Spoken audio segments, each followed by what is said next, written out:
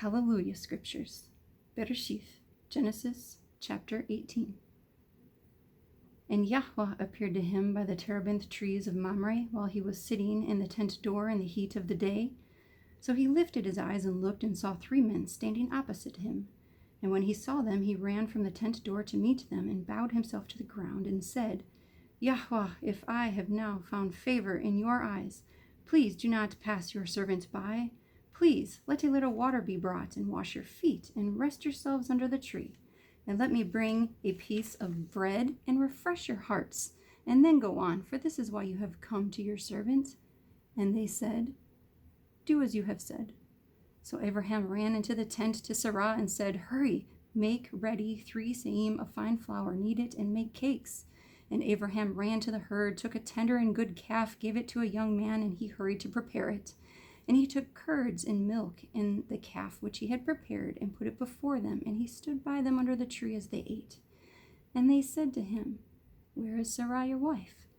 And he said, see, in the tent. And he said, I shall certainly return to you according to the time of life, and see, Sarah your wife is to have a son. And Sarah was listening in the tent door which was behind him. Now Abraham and Sarah were old, well advanced in age, and Sarah was past the way of women. And Sarah laughed within herself, saying, after I have grown old, shall I have pleasure, my master being old too? And Yahuah said to Abraham, why did Sarah laugh, saying, shall I truly have a child since I am old? Is any matter too hard for Yahuah? At the appointed time I am going to return to you according to the time of life, and Sarah is to have a son. But Sarah denied it, saying, I did not laugh, for she was afraid. And he said, no, but you did laugh. And the men rose up from there and looked towards Sodom, and Abraham went with them to send them away. And Yahuah said, shall I hide from Abraham what I am doing, since Abraham is certainly going to become a great and mighty nation, and all the nations of the earth shall be barak in him? For I have known him, so that he commands his children and his household after him to guard the way of Yahuah, to do righteousness and right ruling, so that Yahuah brings to Abraham what he has spoken to him. And Yahuah said, because the outcry against Sedom and Amorah is great, and because their sin is very heavy, I am going down now to see whether they have done altogether according to the outcry against it that has come to me, and if not, I know. So the men turned away from there and went towards Sodom, but Abraham still stood before Yahuah.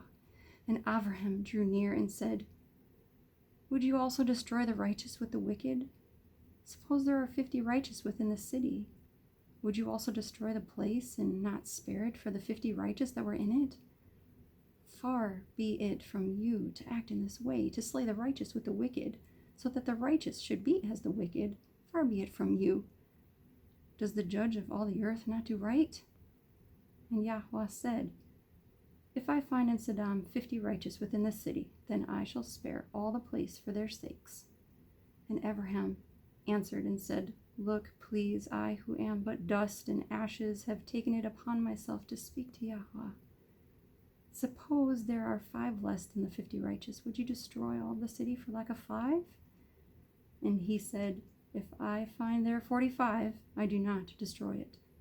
And he spoke to him yet again and said, suppose there are found 40. And he said, I would not do it for the sake of 40.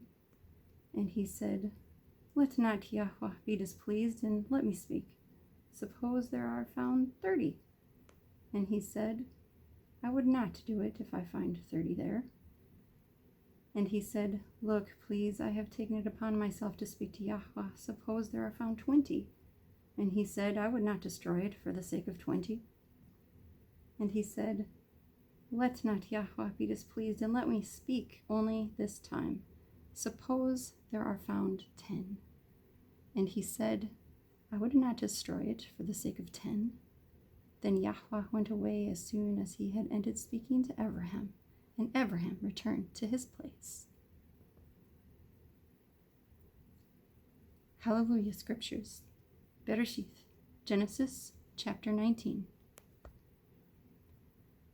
And the two messengers came to Sedom in the evening, and Lot was sitting in the gate of Sedom.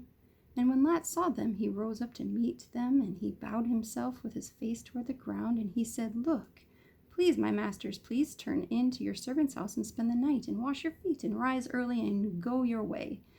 And they said, "No, but let us spend the night in the open square." But he urged them strongly, and they turned into him and came into his house. And he made them a feast and baked unleavened bread, and they ate. Before they lay down, the men of the city, the men of Sedom, both old and young, all the people from every part, surrounded the house. And they called to Lot and said to him, "Where are the men who came to you tonight? Bring them out to us, and let us know them." So Lot went out to them through the doorway and shut the door behind him and said, "Please, my brothers, do not do evil. Look, please, I have 2 daughters who have not known a man. Please let me bring them out to you and do to them as is good in your eyes. Only do no deed to these men, because they have come under the shadow of my roof." But they said, "Stand back." And they said, "This one came in to sojourn, and should always he judge? Now we are going to treat you worse than them." So they pressed hard against the man Lot and came near to break down the door. But the men reached out their hands and pulled Lot into the house with them and shut the door. Then they struck the men who were at the doorway of the house with blindness, both small and great, and they wearied themselves to find the door. And the men said to Lot, "Have you anyone else here? A son-in-law, and your sons, and your daughters, and whomever you have in the city? Bring them out of this place, for we are going to destroy this place, because the cry against them has grown great before the face of Yahuah, and Yahuah has sent us to destroy it." And Lot went out and spoke to his sons-in-law, who had married his daughters, and said, "Get up, get out of this place, for Yahuah is going to destroy the city."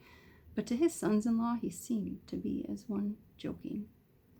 And when morning dawned, the messengers urged Lot to hurry, saying, "Get up, take your wife and your 2 daughters who are here, lest you be consumed in the punishment of the city." And while he lingered, the men took hold of his hand and his wife's hand and the hands of his 2 daughters, Yahuah having compassion on him, and they brought him out and put him outside the city. And it came to be, when they had brought them outside, that he said, "Escape for your life. Do not look behind you, nor stay anywhere in the plain. Escape to the mountains, lest you be consumed." And Lot said to them, "Oh no, Yahuah, look, please, your servant has found favor in your eyes, and you have increased your kindness, which you have shown me by saving my life. But I am unable to escape to the mountains, lest calamity overtake me and I die. Look, please, the city is near enough to flee to, and it is small. Please let me escape there. It is not a small matter, and let my life be saved." And he said to him, "Look, I have favored you concerning this matter also, without overthrowing the city for which you have spoken. Hurry, escape there, for I am not able to do any deed until you arrive there." So the name of the city was called Zoar. The sun had risen upon the earth when Lot entered Zoar, and Yahuah rained sulfur and fire on Sedom and Amorah from Yahuah out of the Shamayim. So he overthrew those cities and all the plain and all the inhabitants of the cities and what grew on the ground. But his wife looked back from behind him, and she became a post of salt.